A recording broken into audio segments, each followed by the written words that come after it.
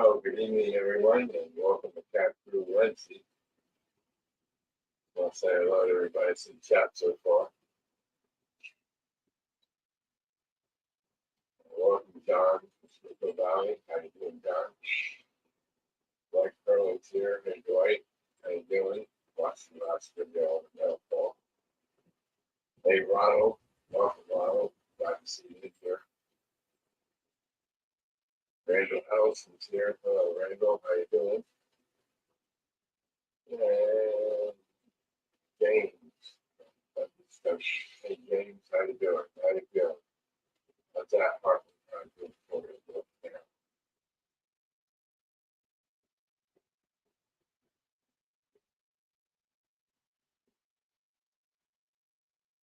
So everybody can hear me, right? Just give me a thumbs up. You can hear me, okay? Hey, Steve 87, welcome. Glad to see you here.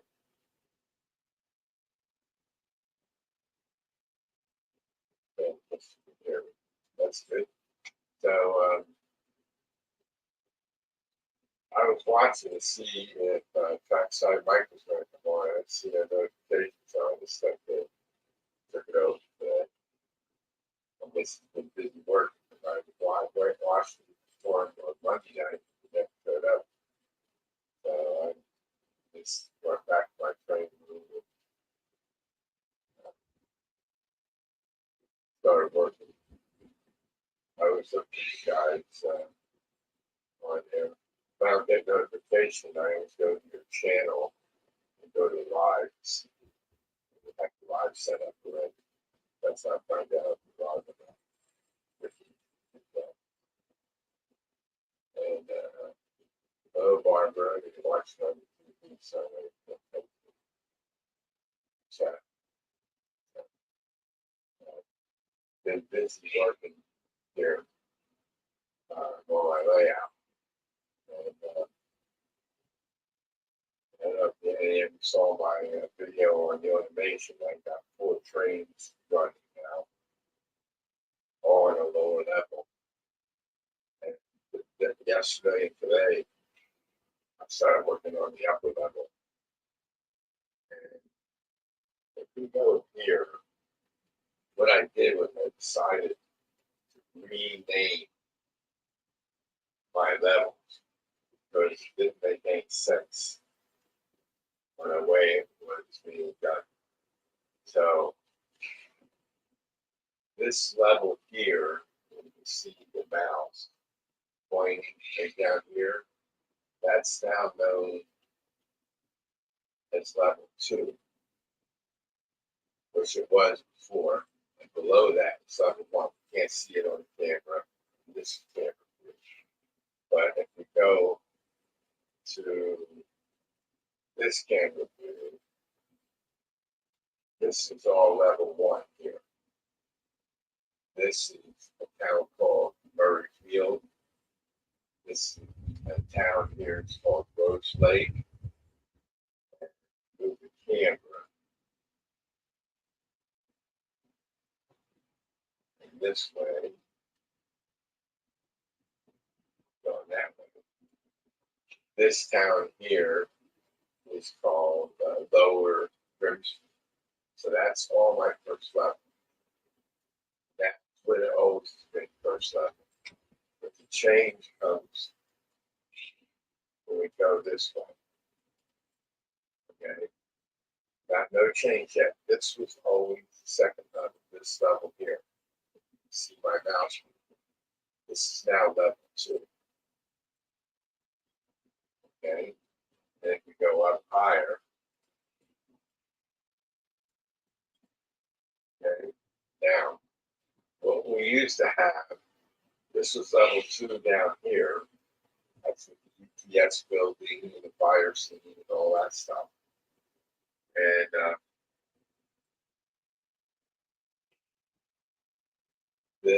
this here yard was this is the 3rd level at the very top, right?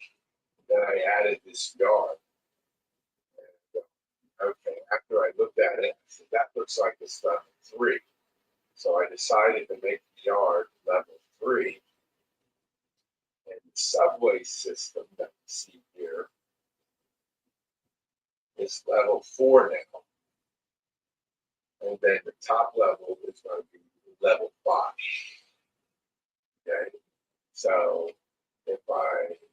that makes it easier. So you're looking at it 1, 2, 3, 4, 5. That's 5 levels of trains. Right? So I go here to minimize this. Back over here. And so today, I'm trying to get the trains automated up on the 5th level now. And this train here is a consist, and I got that running around the loop here. So it's ready to be set up for automation. And the outside train, I had a little trouble getting the train on the outside track to get through the crossing here. And then over here, around this corner here, the second engine was derailing at a spot. So I got to check that on the outside track, not the inside track. And go out. Right before the turnout, it was derailing, and I think the track was a real short piece of track there, and I think it might be a little twisted, if you will. Cars roll over fine. The engine just, I think it dropped down, and then the front wheel of the back truck came off. So I got to double check that again. And right in here somewhere, these here, you see here, I have 2 of them. They're MRP1s from Astratrack with sensors. So when the train comes through there, they're going to trigger the mini panel to stop the engines. And so I was able to test the engines going around on the outside track without any cars. And I got the time it took to go from here, where this sensor is. It took 2 minutes and 45 seconds to get all the way around to the stopping point, back in here somewhere. This engine stops here. It takes a minute and some change to get from here to that spot. So I got the speeds that I wanted to run at, and I got the time that I have to delay it when I hit those sensors. So those are 3D printed sensor holders that I designed for the Astratrack sensors. The Astratrack sensors come with a tube, and then you just point it across, and I don't like the tube. It's too tall for what I like, so I designed this bracket to hold the sensors in place. And the holes are made that fit the LED and the sensor. And then there's a light, the LED shines the light across the rack, and the train light breaks through. That's when the sensor is triggered, the MRP1. And that'll send the signal to the mini panel to allow it to say, okay, that was triggered. Now we want to stop train, whatever train that's going through there. So it's a long process because I haven't run trains up at a good level in a long time. And I was afraid of the track was dirty. Started out with the inside train. That's consist number 22. And I ran it, and it hesitated over here and through the turnouts. So I put my track cleaning car on it, sprayed it with the contact spray, and it ran around 2 or 3 times in the car, and it cleaned it and it runs down smoothly. The outside track, the engine went through, no hesitation anywhere. It's just that they derailed in this corner, and when I started out the trains, there was a lot of movement on the layout, from drilling holes and my head bumping on the thing and stuff like that. And I think maybe I might have knocked the cars off the track on that second train. When this first train is parked, it's hard to see the back train. They're almost double, but the one's a little bit further back. And so I ran it through, and it was stopping right before that turnout. And I looked, and the coupler on the rear engine, front coupler on the rear engine of the Constance was hitting the track. So I took the shoe engines and I took the two couplers off and I put some KD58s on there. And tomorrow I'll run that train again and test it over there. So then the two big trains are on the other side of this tunnel. Well, you can see the engine. It's kind of hard to see it, but it's poking through the hole. Now that tunnel, that mountain wall is down, you can see it coming through. And I ran into that car, and one of the 3D printed well cars that I made, when I was going around the corner, it uncoupled from the train. I was watching it on this side of the layout, waiting for the engine to come through, and then I looked over the other wall, and I didn't see the train moving. What's going on here? Why is it not moving? And then I saw the car uncoupled, and what I found was the coupler box, when it was 3D printed, I had forgotten to clean the inside of it out. So the coupler was really hard to move side to side. And when I went around the corner, it was staying there, and it uncoupled from the car in front of it. So I took the car off the track, took my X-Acto knife, and started cutting out inside and got a little debris out. And now it moves a lot freer than it was before. So I'm going to test that train after I get the two inner trains running. Because if the two inner trains running, then I know the track is clean on most of the track that goes around the fifth level. It's just the other side might be a little dirty. I don't know yet, but we'll see how that train is running. So what's going to happen is when I get these automated, I'm going to push a button on the panel like you've seen in my video, and then two trains are going to start running.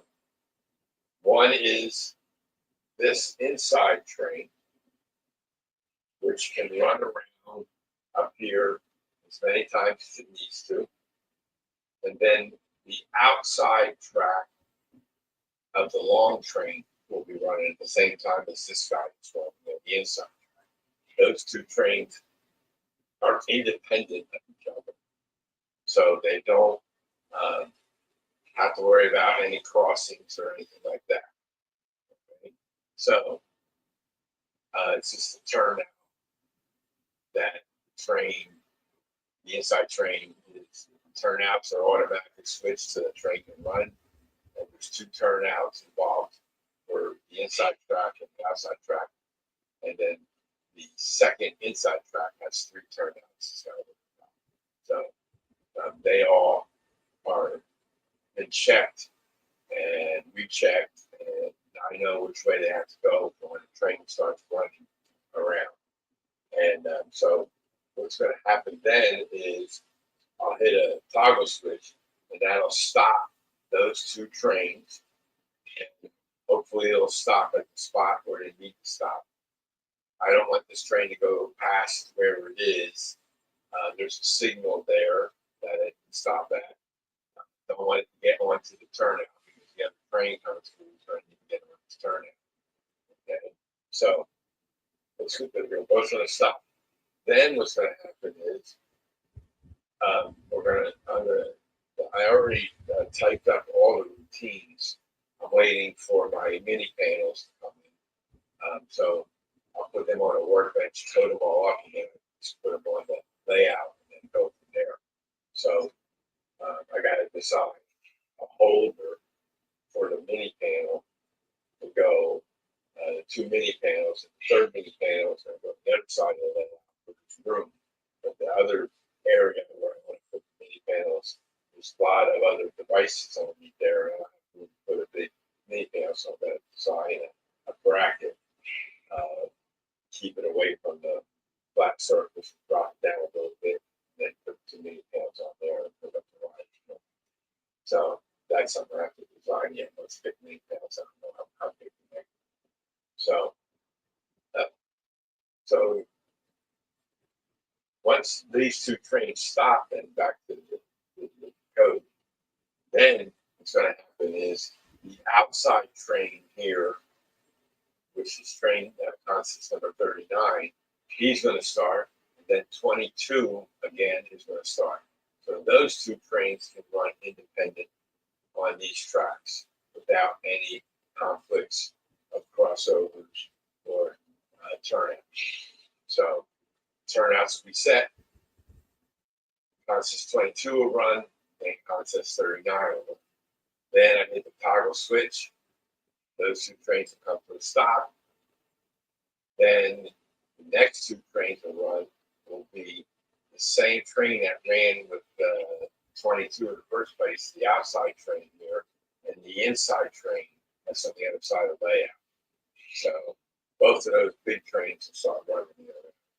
Then they'll run around, and they'll run around until I hit the toggle switch. They'll come to a stop, and they'll sit on the other side of the layout. That way these inside trains can run without any conflicts. And so those trains are going to sit there. Then there's going to be one more toggle switch on the panel. And if that's on or off, depends on what it's going to do. If I have it off, then the program's going to end. Again, all trains will be stopped, and I can end the program. If I turn the toggle switch on, what it's going to do is go back to the beginning of the routine and start the trains again and run the outside train, the inside train, and on and on and on until that toggle switch is off. All toggle switches are off, and then stop and end the program. Just have a couple of things I got to check out in that code yet. This is my first attempt. I'm doing 4 trains in the same code and getting to loop around and run until I hit the toggle switch. And MRD1s is the first time using those. And so we'll see how that goes. So that's what's going on up there. Now, if I could go down here, take you into the subway tunnel, okay? I got this tunnel almost all the way down. Well, right there is the last piece I put on. And then what I'm doing on the corners is I'm just going to cut one of these tunnel pieces down the middle. And then on the top of these pieces, I'm going to have a bracket that holds this tunnel piece. I'll glue that onto the bracket, and then glue the top piece onto the bracket, and then the bracket onto this wall piece, and then it'll hold it in place so that you'll see like this the tunnel going into the corners. So if we move this camera, as you can see, there's a fan there and it's not working. And there's one way down the other. I got to hook them up yet. I just got them in place. I haven't hooked them up yet. And so go down here with this way. Sorry for the movement. Camera. And I got panels and tunnel pieces down to that train, that subway station. And on the back walls, which I can't get to anyway, I'm going to put panels all along there with conduit on it. And then the front walls will be open at the train station so you can see what's going on. So that's that. And then this guy here, right down here, see that little black thing there? And there's another one on the other side. That's the wires to the reed switches. So subway cars are probably down there, right? Okay, I brought them over to there because I wanted to test the engine, okay? Because I'm putting the reed switches at the end of the subway station. And then I want to be able to stop the subway car engine. Once it hits the reed switch, I'm going to have a speed step 0 in the code to stop the engine, right? So these are the MTH engines, and they have the Proto Sound number 3 decoder in there.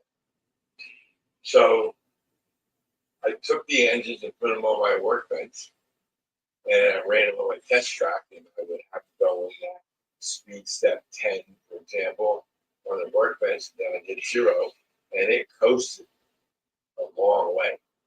And I said, I can't have that. It will coast race past the subway station. And I put those reed switches, since this track, it's all glued down to the floor here. It's hard to lift it up because I used that tacky glue, and I could pry it open up if I wanted to, but I want to leave the track in place. So I found joiners near the end of this station where the track was joined together, and I was able to slip it in there a lot easier than having the ties in. So I got them in place. I just have to wire them up. Once the mini panels come down, I put the wires down to the mini panels. So back to the MTH engine. So I said, okay, I know that CV3 and CV4 are acceleration and deacceleration in most decoders. So I got my little MTH PDF file manual, and I set the CV settings were high numbers. They were 3 was 67, and I think 4 was 80 something or something like that. So that means it'll slow down, and then when it hits 0, it'll coast to a stop, like a rolling stop, right? So I changed the CV3 and 4 in the MTH engine to 0. But I do that on my Tasami 2s, and when I did that for my switchers and changed them to 0. So that way I'm in the yard, I can go 0 and then it stops immediately, right? Change the CV3 and 4, and it still kept rolling. Like, what's going on? So I read further. I found a CV in the MTH decoder, the Proto Sound. It's called CV52. And CV52 is for MTH has their own system called DCS. That's Dog Charlie Sugar. And all their decoders are defaulted to use that system. Okay, how they were working on my system, I don't know. The default value for CV52 is value 0. Okay. If you want to run the engine in DCC mode, Dog Charlie Charlie mode, you change CV52 to a value of 1. That makes it DCC. As soon as I change 52 to a 1. I was going from 10 to 0, and the train stopped instantly. So I set both engines. Both of those subway cars are the MTH using the Proto Sound 3 decoders, and that worked for them. So now, when the mini panel is running those engines and it issues a stop, it'll stop it immediately, not 100 feet, scale, 100 scale feet down the track, stuff like that. So this is why I like to use this one decoder, so I understand that. But these engines came with the MTH Pro Sound decoder, and it has the announcements in it for going station to station. So I got to figure out what function code that is in the engine, and then hopefully it's in function code 1 to 8, because in the mini panel you only can access functions 0 to 4 and 5 to 8, and the functions turn them on and off. I tried that in my video showing the trains running. The passenger train is a Tasami 2 decoder, and they have F23, function 23 is all aboard. And I said, that'd be cool. Stop the train there, set the function to 23, but then I couldn't use 23. So then I had to figure out how to get 23 to function 7. I don't ever use function 7 on any of my engines. That's to dim the headlights. I don't need to dim my headlights. So I did that, but I couldn't hear it. So I tried to put a time delay in there, and it didn't make no difference. It's not hard, it's too hard to hear. So I'm working on something else for announcements. Once I get that, I'll show you all in a video how it's going to work. And so hopefully the subway cars will be able to hear their announcements too, or I'm going to have to put something different to do those announcements and stuff like that. So I found a program. It's called WavePad. That's WAVEPAD, and it allows you to modify MP3 files, so you can do your own recordings. And if you have a device that you can download them, like the ESU decoders, you need the ESU tool, and you can download the MP3 files right into your engine. So anybody wants to do that has ESU decoders, you can use the WavePad program. It's a free program. You can buy the pro version if you want, but what I use it for, I don't need the paid program. This is the free version. WavePad. If you don't understand what I'm saying, go email me if you're interested. I'll be glad to send you a link to it. And so that you can modify your own MP3 files and put it in your engine. So I was talking to my automation buddy, and he's a YouTuber also. And I was going to, he told me that he's using an ESU decoder. A guy wired it all up for him and put a speaker on it. He's got 9 channels of sound that he can play for his announcements and stuff. So I went to my decoder box, and I had some ESU engines that I took ESU decoders out. Right? Good thing I threw them in the box. But unfortunately, I don't have the tool to do that. So I'm working on a couple of things. So, see that miss anybody coming in? Love something. Hey, John Knopfel, how you doing? Welcome. Glad to see you in here. So, hey, Barbara, you finally made it in. Good. Um, and so let's see. Everyone. Let's go through the chat. I've been rambling on here for a while.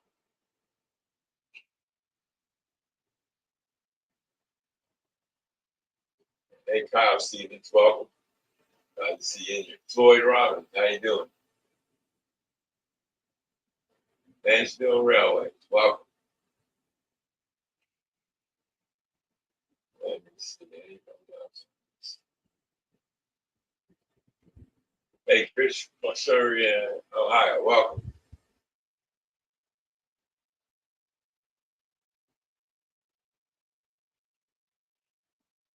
So that's how all that's going to work. And one of the videos that told, hey, Mike Pun Junction, welcome, Mike. So I go, I ordered the sensor from Sherlock board. And I mentioned this in my video on the automation about how then I found out that the mini panels can't handle uh, multitasking. And we know a lot of people that can't handle multitasking. It's not an easy thing to do. Hey, Mike, welcome. Deep Run, how you doing? So um, I coded up the one mini panel with all the codes for all the engines that would be in there, and the last two engines going in the other mini panel I had. So I had three mini panels on the layout, and I could get them all in. You only have 30 lines of code times four. That's 120 lines of code you can have. And it some routines take a lot of lines. So um, and if you want to do other functions and stuff like that, you have to add more lines in.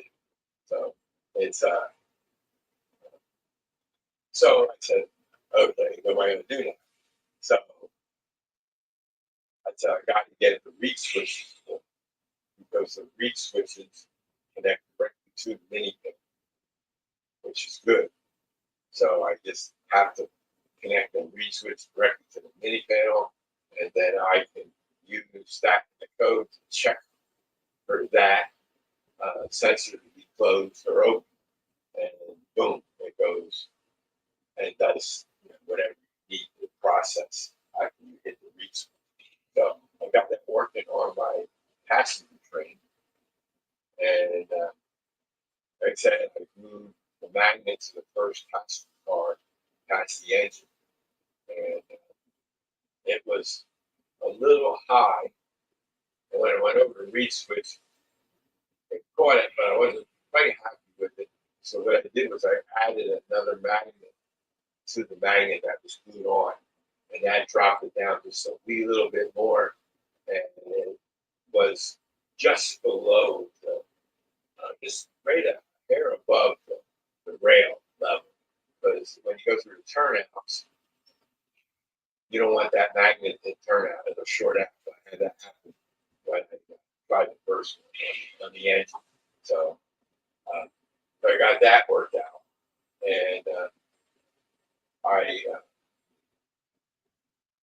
glued the magnets on the engines of the subway cars because when you turn them over, they have some plastic boxes, stuff like that on there, and the one was almost centered. And I just took the magnet, super glued it to that, put it in the center, even though it was hanging over the edge. And we'll see how that works once I get the mini panels in, which are being shipped by UPS from Iron Planet Hockey. They were shipped out of their hopefully be here Friday. So by this weekend, hopefully I'll have the subway system running for next week's show, and I'll have you know, I don't know how many I'm going to get running. So it takes time to get it all going. And like I say, the trains on the third level up here, these, uh, I have to get that outside train running cleanly around. Once I get those two running cleanly around, then I'll work on the two big ones. And the first outside big one is all the well cars that I 3D print. And then there's some purchase cars on that train. And all the well cars are connected to that guy. And I did test the other day on the outside track coming through the tunnel. I put another engine on. I had 5 corrugated well cars. In other words, they all connect together. And they're the ones that the pin that when you connect them together is too short. And when they came through the tunnel here, I think there was just a slight dip in the track, and they would uncouple. So I had to clean that track back in there, got that cleaned, then I ran it through, and none of them uncoupled. So I think I fixed the track, and I had super glued. I 3D printed a small pin to match the diameter of the pin that was on there, and I super glued it on there. And that gave it a little longer. I don't know why they didn't make the pin longer. That short pin is just too small. So, but that worked through there. So, if any of my 3D printed well cars can be in the hard times more than the couplers being tight, then I can put that other 5 car well car and that I can pull that on. So I took them off the track, just get them out of the way so I can start running the trains around. Yeah. So yeah, it's been ever since I got out of the hospital, I've been more busy than what I have been. But nothing physical. It's just coming in here and running the trains, uh, cleaning the bottom of the track cleaning car, spraying it, putting it in front of the engine, letting it do all the work. So, pretty good. So, I just don't, I'm just going to, like I said, this one corner here, I got to figure out why it derailed there. And what I'm going to do is just uncouple all the cars.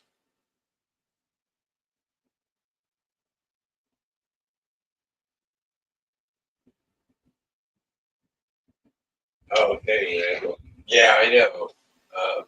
Well, we've had sunny weather all week long so far. It was 86 degrees here in New Jersey. Yeah, I use this stuff here. I've got a computer office on. There you go. Now you can see. Okay, this here is 2x clear. It's a gloss clear. And what I do with this is when I print on my color laser jet, the decal paper, needs to have a clear coat sprayed on it. And when you, I found this out the hard way. Printed one. I'm so excited. It worked, colors and everything. I said, cool. I didn't have to send an email to Jim Tedesco to print it for me all the time because he had a color printer. And so now I can print my own decals and everything, which is good. And then I put them in a wooder and put them on the car, and all the decal lists came off the paper.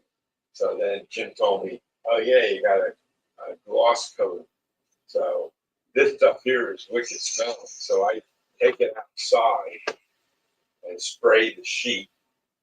Then I bring it inside, let it sit in the room for a while. Not too bad.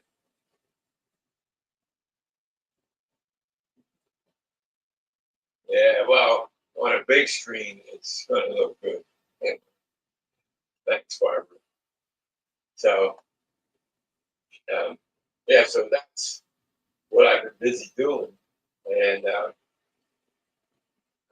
little 3D printing here and there by Anycubic Viper is not working. Uh, I showed Jim Tedesco the output prints of the things I was trying to print on there, and they were coming out terrible. The print quality was not really good. So I sent back to Amazon the tool, I mean the heat shrink, and I'll probably order another one. The CNM, I remember when I first went through this a long time ago, it took me a while to get a heat shrink that actually worked. So I don't know what either the quality control is not good, but I just like to use that to print odds and ends and stuff like that. Good stuff I want, I use my A1 for. So, who's in Dave? Hey, Dave, Stormy Rail, Sky Rail. Welcome, Dave. Glad to see you in here. So, yeah, so it's just been busy, but at least I got some trains running by. And then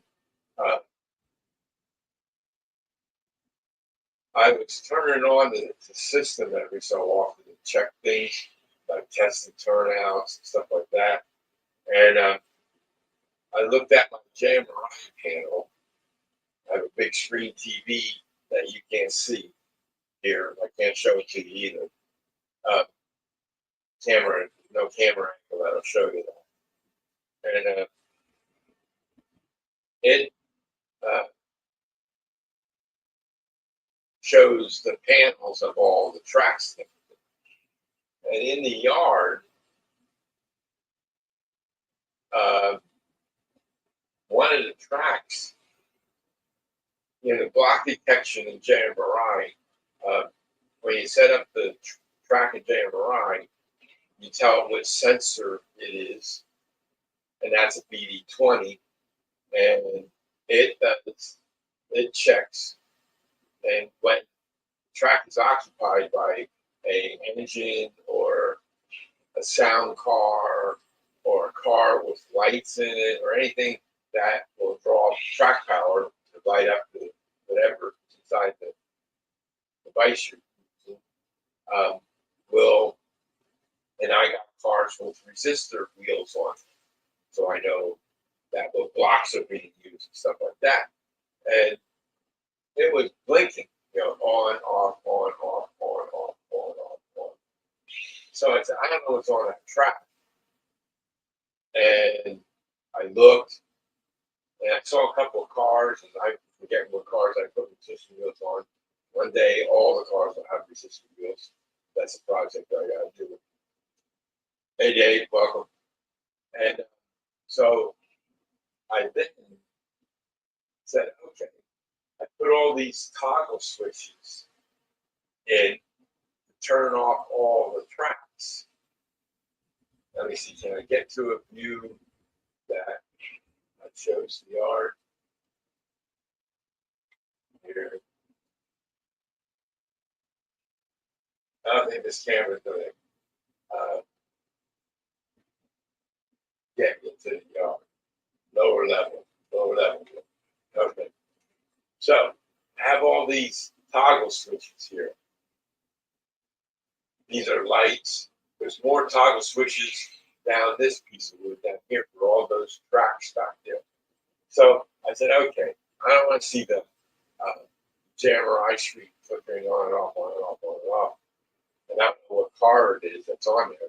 So I turned off all the toggle switches on all the tracks on this side of the layout over here. And maybe I can get the camera to show you this time. Yeah, there you go. Okay, there they are. 1, 2, 3, 4, 5, 6 tracks that go from front to back. So I turned them all off. And then shut down the system. Then the next morning, I said, you know what? Now that I got the wires all lifted, if we go back over here,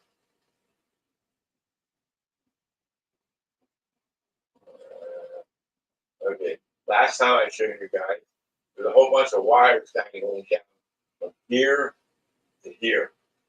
So I lifted them all up. And from the subway system up and underneath there and everything. And it was all cleaned up because there was wires hanging down on the track and everything in the yard. And I said, okay, I want to move from the helix I had an engine with the scrap car out to the scrap yard here, back in this corner where this train goes back and forth. The crane picks up the scrap, puts it in the yard, empties out the scrap car, and you go down, pick it up, and go get more scrap. So it was. So I ran the engine, and it was stopping. And I go, I just cleaned this track about 2 weeks ago or 3 weeks ago, and it can't be dirty already. So I started cleaning it, and it still wouldn't work. And I forgot that I turned off all the toggle switches. So as soon as I turned them all on, then the engine ran fine. And it ran all the way down there. I uncoupled it. I installed a magnet in the track back there, so I could uncouple by pushing the car back and forth. Couldn't get it to work right when I was back there. I got to glue the magnet in place to see if that helps it better. But I have to get back there with the magnet locator tools, KD, put it in place so it doesn't hit the wheels, stuff like that. So then I can put the car back there. But there's just a slight incline there, and the car might roll back a little bit. So I got to figure out what I can do there to level that off a little. So we'll see. Because I put the car there and it rolled a little bit, and I just pushed it back a little, and then I got it in the place I wanted. But I think if I bump the level or something, it might move and roll down. And that's uphill. This is going uphill. I tried to make it level, but I didn't want to make it too level. Real world ground isn't real level. And but same amount of room is all underneath it. So from this view, you can see the subway panel. And then there's the subway station. A lot of wires hanging down on this side that I haven't gotten to my turntable yet. Thanks, Floyd. That's not bad. 16, 17. That's almost as many as we got here. That's good. So once I get the trains running on it, my priority is get the trains running. Then I'll work on getting the turntable done. That's not too much trouble. It's hard to see that. But anyway, that's what that is. So So that's what I've been busy doing. And I said, I don't know if I said it in my last stream or not, but all my engines, when I turned on a system, they would all come on, throttle up, and,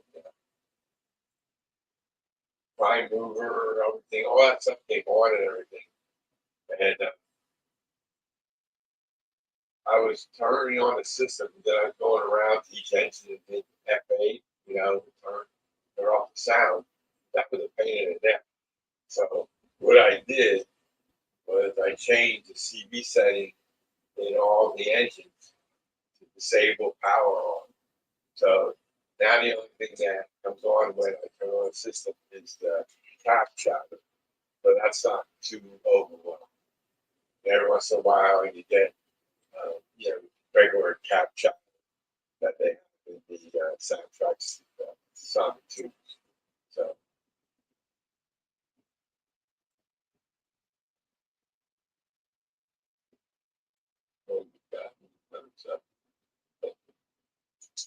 yeah, so that I did. I have one other engine that I got to do. With, that one was firing up still, so I got that on the workbench to change that. And another engine I got to go to CB setting. When I lost my on my computer, I had a spreadsheet that had all the engine numbers, what models they are, ones that I could figure out what models they were, like GP40, GP38s, SW1000, SW7, all those GP. I don't know, there's different numbers, right? So that's what I call a model number. And I put them in a spreadsheet. Then my office account password expired. I couldn't use it anymore. And then I got an open office software package that allows you to open up Word documents, spreadsheets, and all that. And I opened up the spreadsheet, and a lot of the engines were out of whack. Or no, but I don't. No, they were there, but then I wanted to sort it in order and by engine number, so I would start with low number all the way down, right? And when I did that, I clicked on the wrong column, and things didn't line up right. So I'm recreating a lot of that. So what I got to do is each engine, I bring up the CB settings, and then I can jot them down in my spreadsheet so I know what's in each engine, stuff like that. So I changed, I think it was CB 114 was the CB that I had changed to get. I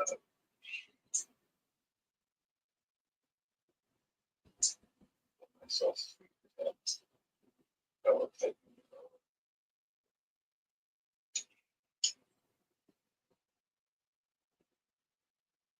that's cool. Yeah, so it's always something with your computer, and I'm hoping that I can get these other trains running soon with that. Then on my stream, I'll have them all running, and then you'll be able to see how it all works. Next week is a little bit too close, I think. Get them all up, but probably before the end of the month, I'll have them all done. So I'm not sure about the code for the fifth level of the trains. Like I say, that's my first more than two trains in the same routine. Because you got to run that, and then you have to run it in a certain order. You can't just say, okay, run this one, this one, this one.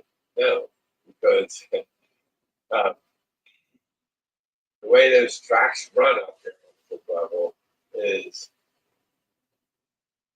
there's two crossings, and in order for the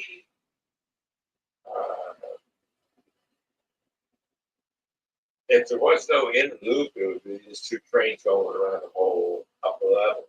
That takes a few minutes to go all the way around. And because they cross over and on the other tracks, you can't run all four at the same time. You're not independent. So you have to have redundancy. Okay, Floyd, thanks for stopping in. Have a good one. We'll catch you all later. So it's kind of, it's got to orchestrate. Okay, James, thanks for stopping in. Have a good one. Hope you're feeling better, James. So,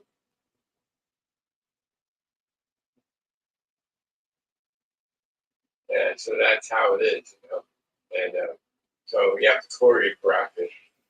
And I knew which trains I could run at the same time.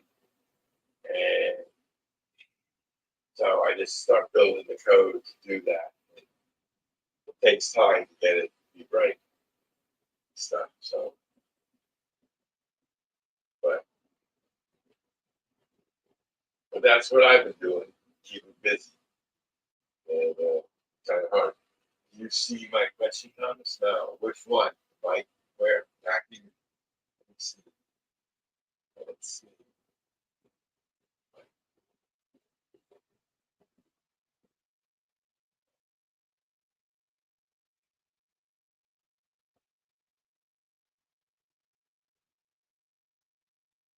Part of the BCC. That's something.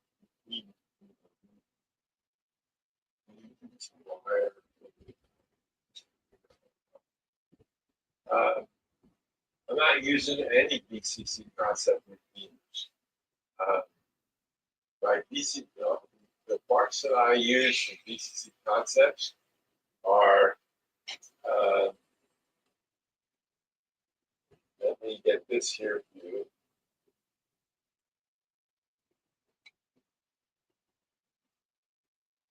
They're the alpha centrals. You see right here, they're the alpha centrals. That's one thing I'm using for BCC concepts. The other thing I'm using for BCC concepts is the Cobalt IP motor. I'm using that for turnouts. I had a lot of Tortoise machines, but I like the Tortoise machines, but they don't have a decoder. So I switched over to the Cobalt IPs. I have a few switch 8s, MK2s, which allow me to use the Tortoise machines on the BCC system. So that is one thing. Down below the alpha centrals are the alpha meters. That checks the voltage and amps on each of my districts. I have 5 districts on my layout, one for each layer level. And then right here, you'll see these are the BCC concepts, green and red LEDs. If I knew better, I could have just put one LED there and I could use the green and red LED. But I like to see one green, one red. And they're hooked up to a BCC Concepts. Hey, Bob, welcome. Don't worry about being late. Nobody's ever late, Bob. So they're hooked up to a BCC Concepts Mimic board. I have 7 of those Mimic boards to match the 1, 2, 3, 4, 5, 6. I had a Mimic board originally from BCC Concept that was used to run lights in buildings and stuff like that. So, so that's what I use with DCC Concepts. What I was showing you, Mike, up on the fifth level, those sensors are from Agitrax. That's an MRD1 device. And you plug the light and the sensor, and then the light goes across and keeps a beam of light going across there until it's broken. Then those 4 wires connect to the MRD1, and then you have 2 wires for power for the MRD1. Some power doesn't run off DCC power, it runs off of it goes from 9 volt to 16 volt power supply. So I have a 12 volt power supply that I ran wire to the MRD1s to a terminal block. Both MRD1s get power from that. And that MRD1 then has another 2 wires that go down to the mini panel. And that's just like putting in a mini panel a push button. So when the mini panel is open, that means that there's no breaking of the light. But once it breaks the light, it closes. It grounds out the mini panel, and then that check says in the mini panel, it's a wait on input, and the input for that sensor, well, let's say it's 15, for example. So wait on input 15, or skip on input, wait on skip on input 15. So what that means is if it's open, it'll go to the next step, which is a link, go back up to the code and keep running the trains. Okay? If you come to that, if you split the toggle switch on the panel board, turn off the trains, toggle switch is when it drops down, goes to the sensor code. Is it closed or open? If it's closed, then it's going to stop the engine and go to the next routine.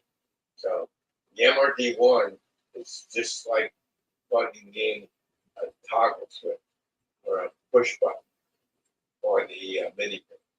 So before, I was having trouble with the mini panels.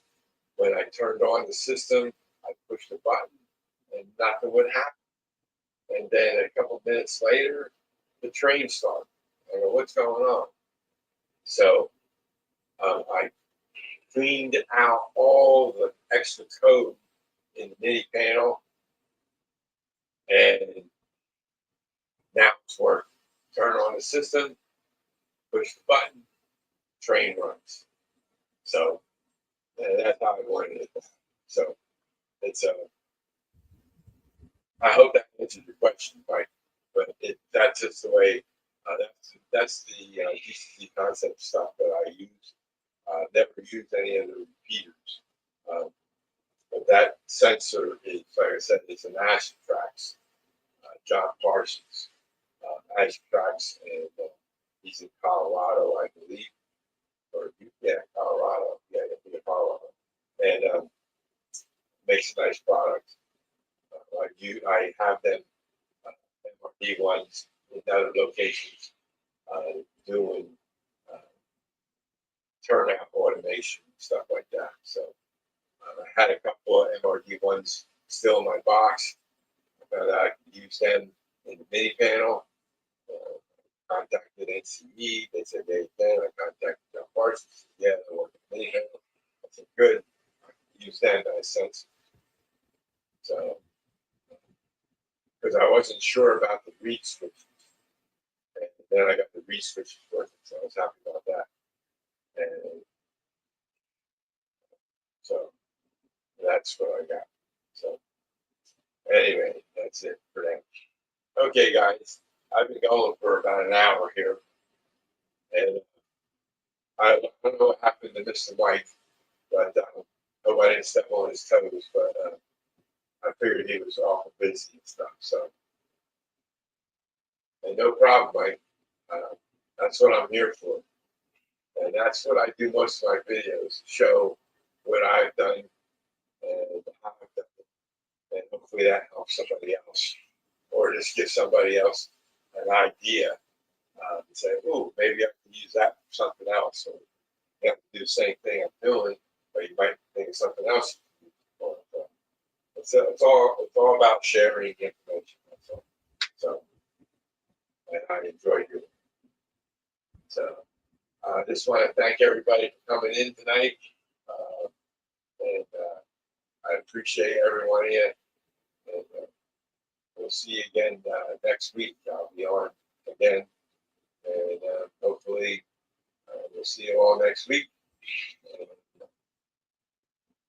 everybody have a great week with left of it. And have a good night. And we'll catch you all later. I'm going to end the stream now. Thanks again for stopping. Take care.